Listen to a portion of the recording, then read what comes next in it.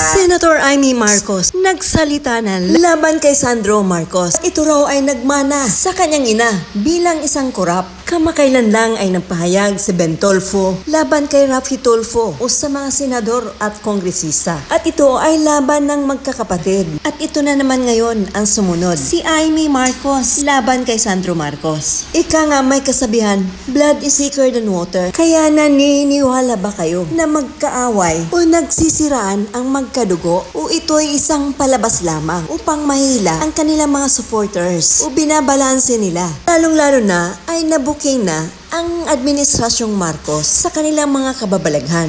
Kaya todo depensa ito upang manatili ang kanyang kapatid sa posisyon. Siyempre, dahil ito ay parang isang pattern sa nangyari sa Tolfo Brothers at ito naman ngayon ay ang magtita. Kaya kayo, mga mamamayan, ay patuloy kayong magmasid sa kanilang mga palabas. Lalo na sigurong natakot dahil may usap-usapan o umuugong-ugong na may planong pabagsakin ang Marcos administration. Kaya pakinggan natin si General Macanas. Itong si Congressman Sandro Marcos. Okay, ano yung binitawang kataga ni Senator Amy tungkol kay Congressman Sandro Marcos? Okay, according to Puting Ahas of Maharlika sa Senado, nakarating kay Maharlika ito, ang statement ni Senator Amy tungkol kay Sandro is so young, so corrupt. Bata pa lang, wala na.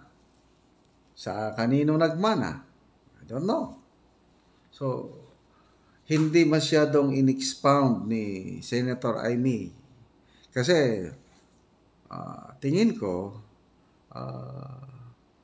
within yung inner circle lang ni Senator Amy, sa mga staff niya, nabanggit niya yan. Napag-usapan nila siguro si Congressman Sandro. So, kapag sabi, so young, so corrupt, talaga may kinikim-kim sa dibdib ni Senator Amy. Okay? So, ako, bilib na ako sa mga puting ahas ni Madam Maharlika. Basta nagpadala ng report, karamihan, A1 information. Pinaka-latest yung appointment ni DA Secretary Francisco Tio Laurel Jr. Iba, 1 month ago, nag-report na ang puting ahas. At yun, nangyari na. Ano pa, yung Malaya Rice. Lahat yan. Nalalaman lahat ni Maharlika. Kaya pasalamat tayo at may Maharlika na pinagtatapunan ng mga puting ahas yung ganyang mga informasyon. Mga inutusan ng palasyo. Ano ang purpose nila kay Maharlika?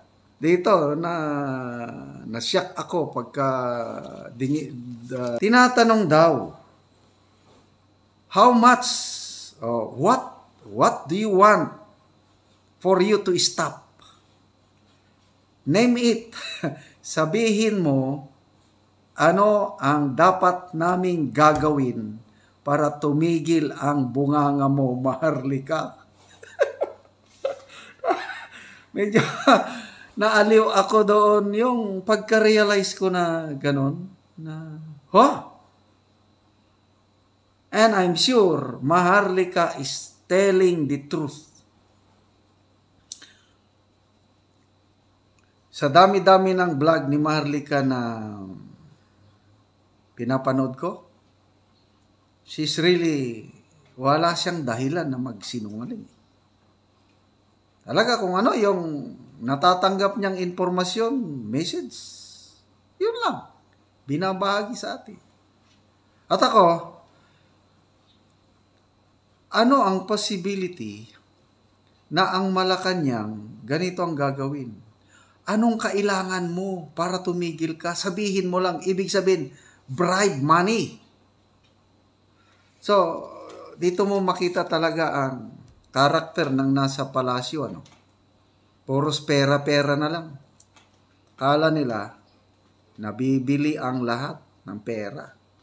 Anong masasabi nyo dito sa isiniwalat ni General Macanas na ibinunyag ni Maharlika? Pero mga kababayan ko, patuloy tayong magmasid at mapanuri. Comment down. Nag-uulat, what's new? Sa hindi pa nakapag-subscribe, follow, and share, huwag niyong kalimutan na tangkilikin upang patuloy na makapaghatid ako ng magandang balita.